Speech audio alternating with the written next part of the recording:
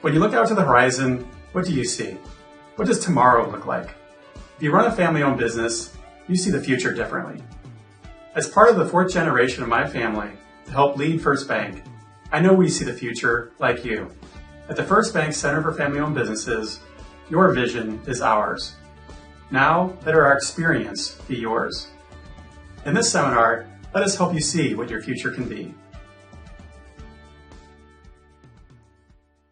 Hi, everyone. Welcome to today's episode of the Center for Family-Owned Business webinar for First Bank. Thank you for joining us. We're grateful for your time and for your attention on this, what we believe is a very important topic. Over the last few months, we've had a lot of conversations with family businesses everywhere around the country. And one of the topics that continues to come up that has really taken an impact or had a big impact over the last couple of years is this topic of company culture. Obviously, the way we ran our organizations prior to COVID and the way we run them today is probably very similar, but the culture in our organizations has taken a pretty big hit for a lot of reasons. We addressed some of those last month when we had Donna Brighton of Brighton Leadership speak to us on our webinar. And we're going to dive a little bit deeper today with Dr. Allie Taylor from Orange Kiwi Consulting. Allie and I have been friends for a long time. We've partnered on many different programs with various family businesses. Some of them might be you. And we're just grateful for Allie to take the time today to present to us this really important discussion on the topic of culture. Part 3 of this series will take place after the holidays in January, where Donna and Allie and I will come back together and talk further about how we can further navigate the family dynamics while driving for results, as you can see on our screen. In December, we will be publishing various excerpts from the Women in Family Business Leadership event that we did in September. We'll be posting those on our website at first.bank/family business. But for now, I'd love to introduce you again. For those who have not had the opportunity to meet Dr. Allie Taylor yet, you're in for a treat. And for those of you who already know her, well, you're also in for a treat. So Allie, we're grateful for you to be here with us today, and we appreciate your time and taking us through this journey on this discussion about company culture and a family business. So it's all yours, my friend. Thanks, Ed. I appreciate the intro. And this topic is definitely close to home, as we have 2 family businesses in our family that are thankfully going very well. We have a great culture and we're intentional about curating it. But I personally lived through a family business that did not have a great culture. And that culture was the fruit of a marriage that grew toxic and a family system that was deeply unhealthy. Both the marriage and the family business imploded. My passion today is to make sure that other family businesses avoid that fate whenever possible. And so when we think about it, what is a family? What is a family system? And what are they biologically designed for? So family systems are biologically designed for the protection of their members, for maintaining the status quo, and a core protective strategy that evolved over the course of human evolution. And the strategy is based on the belief that we have been successful because of the way we behaved and what we valued in the past. And to be successful in the future, we must keep doing these things. That makes changing a family system inherently difficult, but not impossible. So in part 2, what we're going to focus on is understanding how family system dynamics shape org culture, discovering the unique attributes of enterprising families that shape their family system, and gaining insights for how to navigate the intersection of organizational culture and the family system. But first, a bit of housekeeping. When you see the word question on a slide, this is your cue to participate. And we'll use the chat feature to gather your responses and your feedback. You can also use that feature to ask questions as we go, and Ed will curate those questions for the end. Let's give it a try. What is the purpose of the brain? Go ahead and use your chat feature. Yep, I see things like life preservation, regulation of the body. It's where we get our communication and language. It's where we get our feelings and our thoughts and our emotions. Oh, I like that one. The brain is our CPU. That's really true. And that CPU gets programmed through both nature and genetics and nurture, our experiences and the environment. Our brains have an extensive amount of programming based on the context of our early caregivers. From a genetics perspective or a nature perspective, that's what we inherit biologically from our parents. From a nurture perspective, that's the experiences that we have and the way that we get our needs met through our reactions with close caregivers, usually our parents and siblings. And our brains react biochemically to the emotions of those around us long before we can ever communicate verbally. Fast forward from a psychological perspective, as we enter young adulthood, all this programming is still there. And this is a time when our primary purpose of development is to separate from our family through a process of differentiation, to form our own unique self-identity and find new ways of getting our emotions met. So how does this relate to culture? Well, if you recall from part 1 with Donna Brighton, a global expert in culture and change, she summed it up this way. She said, culture in an organization is how work gets done, but that simple statement is inherently complex. She reminded us that culture is both caught and taught like all human behavior, and organizational culture defines what we pay attention to, what things mean, what actions to take when, and how we react emotionally, what's acceptable in that organizational culture. Donna's breathing exercise reminded us that breathing will happen whether we think about it or not. When we're mindful, we have the opportunity to control our breath. And she says the same way with organizational culture. And then leveraging your organizational culture to accelerate results means getting everyone moving in the same direction. And if people were represented by arrows, all the arrows would point the same way. Donna emphasized that culture is about how we react emotionally. And if you missed Donna, you can find her on First Bank's website, and I highly recommend you go visit that for more information. These powerful insights, particularly in the context of family business, continue to tie back to emotion and the family system. And therein lies the connection. Since our parents and siblings are fundamental to shaping our ways of being and doing in the world, everyone takes their family to work with them, no matter what kind of business they work for. So what's different about culture and family business? Well, first, let's talk about what's the same. Organizational culture is shaped by those at the top, those with the greatest power, authority, control, and influence, or PACE. And organizational culture in a non-family business is shaped by people coming from different family backgrounds. The org culture is a blending of different experiences. An org culture in a family business is shaped by a single family system, or in the case of a partnership, a limited number of family systems. And the perspectives of those at the top, those with the greatest PACE, are the ones that dominate the culture. Those same perspectives are held by people who, in a family business, grow up together.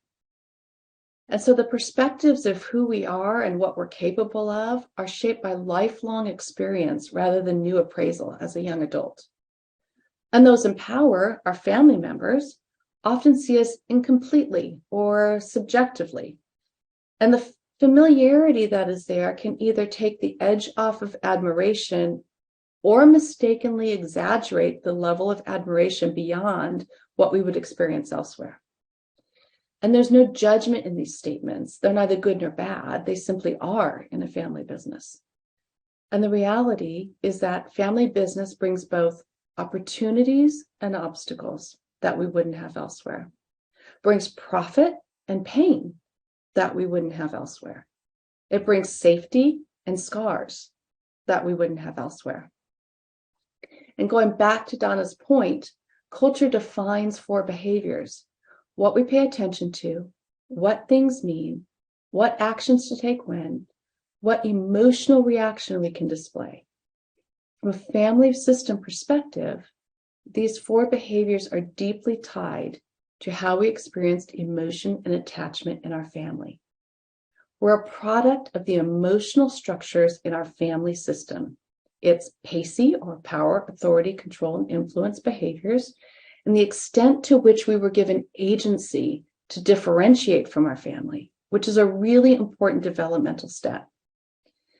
Differentiation is the active process of defining the self, revealing the self, clarifying our boundaries, being able to set boundaries, and managing the anxiety that comes from risking either greater intimacy or potential separation. That threat is significantly heightened in family businesses. And differentiation is important for having a solid sense of who we are.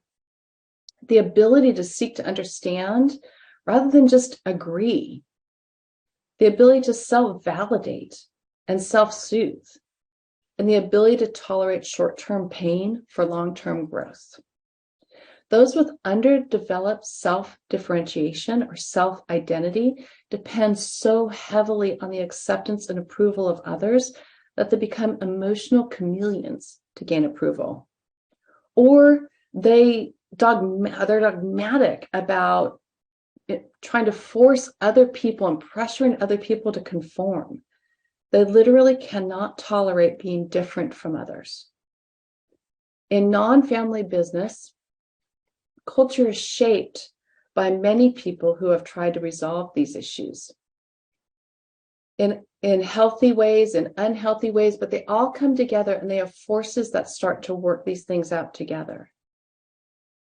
And the primary motivation is maximizing shareholder value. In a family business, that's not the case. In a non-family business, if you fail, those who fail to deliver are readily replaced and forgotten over a short period of time. For family businesses, the behaviors and emotions of the family system are reflected and often magnified in the culture, and its primary driver is not always shareholder value. It's often preservation of family cohesiveness, or what's called socio-emotional wealth, the intangible value we get from the business at an emotional level, at a relational level. And when family members fail to deliver in a business, even if they're removed from their role, they remain part of the family. And so we have to resolve this anxiety.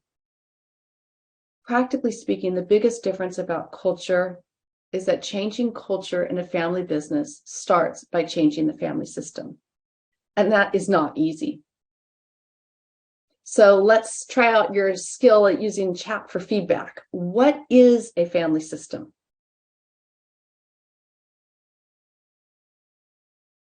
Okay, there's some good insights in there. It's a group of people who share similar DNA. It's a group of people that have a bond. It's your parents, your siblings. It's the way different parts of the family work together. Ooh, I like that. The way different parts of the family work together. From a psychological or family systems perspective, from a theoretical perspective, it's a complex, dynamic, living structure and an emotional unit that fundamentally shapes our values, beliefs, feelings, thoughts, and behaviors. One of the earliest theorists on family systems is Dr. Murray Bowen, who was a psychiatrist and founder of the theory. And what he said is that our emotional system evolved over several billion years. And it's our emotions that govern and drive relational systems. So while people have language, complex psychology, the ability to think and rationalize, we still demonstrate behaviors that are similar to other forms of life. And one similarity, whether we like it or not, is that our emotional selves affect most of our human activity. And that's true even for those of us who prefer to think than feel. I'm in that camp. Feelings are powerful tools. One of my favorite Bowen quotes is when he says, the emotional system is the principal driving force in the development of clinical problems. Knowledge of how the emotional system operates in one's family, work, and social systems offers new more effective ways of solving problems in each of these areas. That was, to me, a crystallizing moment when I started to understand that even this early programming is open for change. And so even when we're physically or emotionally disconnected from our families, a profound different interdependence exists. Our self-identity is derived from the interaction of genetics and learned behaviors. The ways of being and doing in a family system shape lifelong patterns. And much like Donna's breathing exercise, these patterns will happen, even those we don't like. Changing our patterns takes tremendous self-awareness, reflection, and intentionality. In fact, researchers found that family patterns repeat over generations, even when family members didn't grow up together, as in the case of adoption. And so what other patterns do we see in family businesses that give us a clue to be able to begin to understand so that we can approach change? One of the things is personality attributes. And it's interesting because they consistently show up in businesses or entrepreneurial families that are very successful. We could spend an entire session on this topic, but the takeaway is that these 5 traits, a risk-taking propensity, that's not just taking any risk, but risks people believe that they can control, a need for goal achievement, a very high ability to be innovative or creative, seeing things that other people miss, having just-in-time solutions, tolerance for ambiguity. Every time you hit a new level of success, it's a new round of ambiguity, and a need for control. These 5 things are present in families that are entrepreneurially successful, and they shape some of the behaviors in the family. In addition to these attributes and associated behaviors, we also find certain mental health patterns in families. For example, we talk about the lifetime prevalence of mental health issues in successful entrepreneurs or entrepreneurial families. And what the research tells us, a great study came out in 2018 out of UC Berkeley by Freeman et al., is that depression is 2 times as prevalent, ADHD is 6 times higher, addiction is 3 times higher, bipolar is 11 times higher. And the one thing that is very similar and on the rise in entrepreneurial families and non-entrepreneurial families is the rate of anxiety. And that study was prior to the pandemic. But it harkens back to a really important insight by Dr. Bowen. And this was decades ago. His whole belief was that our personal and relationship problems are coming from exaggerated responses to sensing a threat to family harmony and that of other groups. For example, the reaction to a family disagreement can be such an inflated pull for unity that there's no tolerance for differences to emerge. Or an upset child is so upset that we do everything we can to fix it for them, and consequently there's no room for the development of their own capacity to see themselves. And Bowen's belief was that this was causing man to move increasingly into a crisis. And we see that today in family businesses, where they'll move between these places of artificial harmony, where they just sweep everything under the carpet and pretend like it's okay, to mean-spirited attacks when it erupts like a champagne bottle. That's happening in the best of families. And when we think about it, it's mirroring what's happening in society. Today, what we know is the only constant is change. Actually, we've known that for millennia, going all the way back to Heraclitus, a Greek philosopher. More recent researchers, and a world-renowned futurist, Michael Simmons, highlights this pace of life over time as rapidly accelerating. And this evidence is exactly what Bowen was talking about. Our world is trending toward an increasing rate, and the type of change required to compete is so much more complex. Beyond the issues of the pandemic, we're facing massive societal, technological, environmental, and regulatory changes on a global scale. Simmons says that by 2040, we'll experience a year of change by today's standards in 3 months. By 2080, people will experience a year of change in 11 days. The warning signs are everywhere that the status quo isn't going to work. The way we've always been and done isn't going to work in the future. And other studies are showing us that family businesses recognize that there is a need for moderate to significant change, and that it will only increase. Yet the readiness for change among family members and their enterprises is not keeping pace. And this is both a family system and an organizational culture issue. The family businesses are often underprepared because of these family systems issues, the emotional nature of it, to find a way to pivot and thrive. That's one of the reasons that we're partnering with Rodrigo Maz at the University of California, Irvine, to lead a global study in partnership with other universities, the Center for Family Business at First Bank, and other international organizations to help us better understand the impact of this rate of change on the future of family business so that we can close the gap and help them be more prepared. And so here we go, another question. What do you believe is the greatest obstacle to closing the need readiness gap in your family business?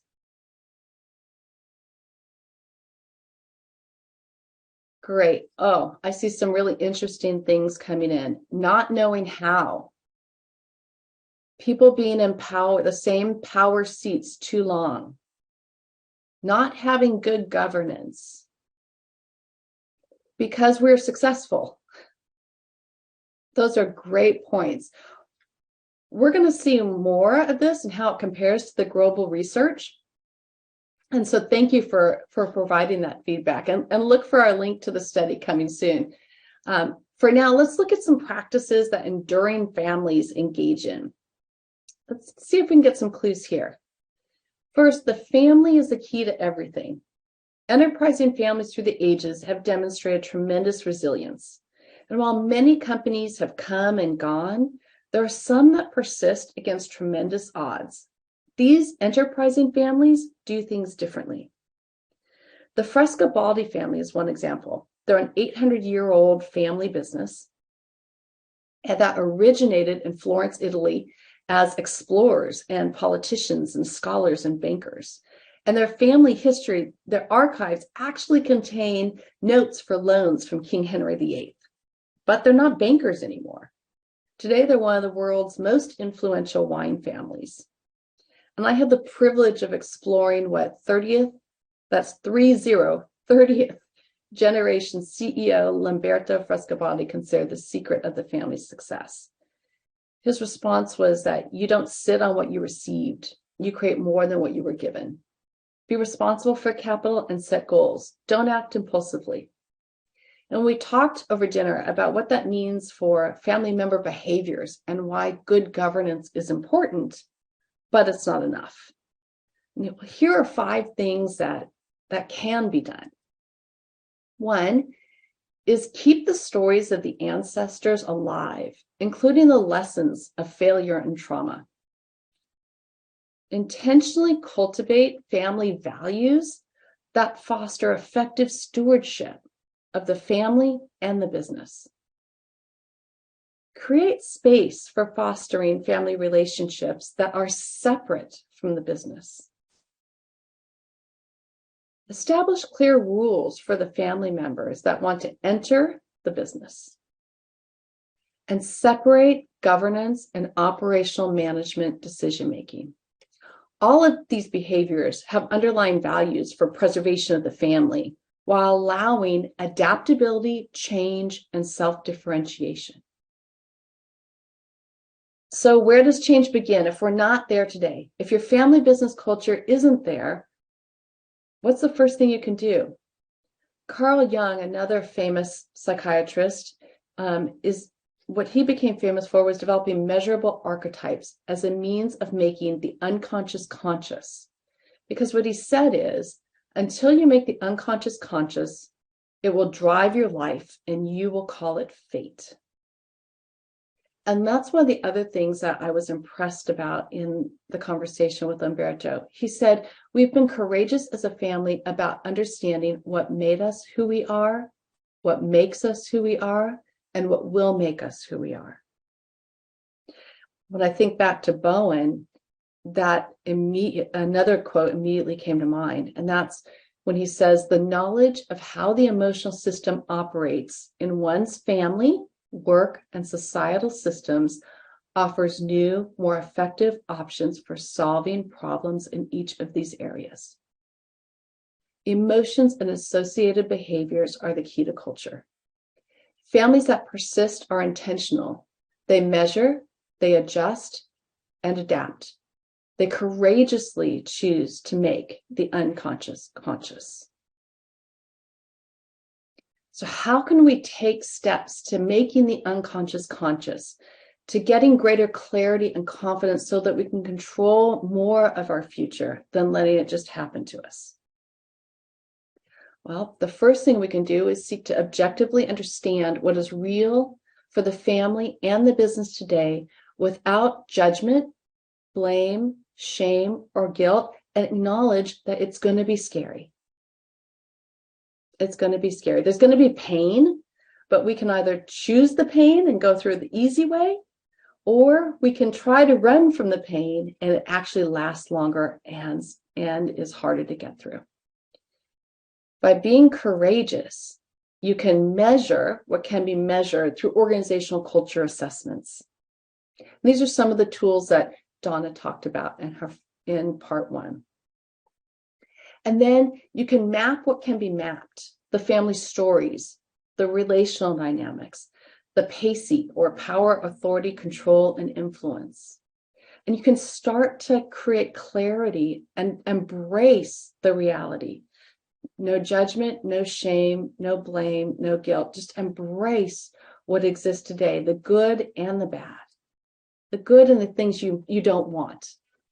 And then you get to define a path forward intentionally and build upon the strengths of the family and the business. But that takes choice and courage. So my strong encouragement to you is to think about what we said at the beginning. Family systems are biologically designed for the protection of their members. Maintain the status quo is a core protective strategy that evolved over the course of evolution. But we have a chance to take control and change our future because we have this cognitive ability to make decisions, to choose, to look at the world objectively and decide what we want to do. And in the rapidly changing, volatile environment we're in, we can either wait for change to be forced upon us, or we can be the authors of our future. Donna talked about culture building as being a complex process of getting all the arrows moving in the same direction. Edgar Schein and Kurt Lewin, two research practitioners in the area of culture, have proven that the first step is the hardest. First, you have to unfreeze that status quo. And unfreezing happens accidentally through circumstances and events forced upon us, like the pandemic, changes in our marketplace, changes in the family system, like illness, death, divorce, financial challenges, or through foresight, by choice, when somebody in the family sees the inherent untapped potential and courageously starts the conversation. And admittedly, the complexity of culture change in the family business is magnified exponentially based on the number of family members actively involved. The business is often the glue that holds the family together and the source of tension. The dual nature brings profit and pain, obstacles and opportunities, success and scars. it often becomes a significant part of both the family and the self identities. And that is a tremendous amount of emotional complexity. While change is never easy, it is both inevitable and accelerating. As family business owners, our challenge is to decide whether we want to be courageous and intentional curators of our culture and legacy, or if we're going to choose to respond reactively in moments of pressure. While being intentional is often less painful, there will be pain. Let's not lose sight of the fact, though, that the strength of the family is what pulled many businesses through the very painful pandemic. And many cultures remain unfrozen and open to change at the moment. So can we capitalize on the strengths before the culture goes back to the status quo? What do you need to let go of? And what do you need to hold on to as culture refreezes? How can we get prepared for the continuous change cycles we'll face? If you're not sure, join us in January for part 3. Don and I are going to join Ed for a Q&A session to be able to dive a bit deeper. And in the meantime, you'll be able to access the slides from this webinar with some of the tips. And you can check out some of the resources on our website. You can drop me an email or you can give us a call.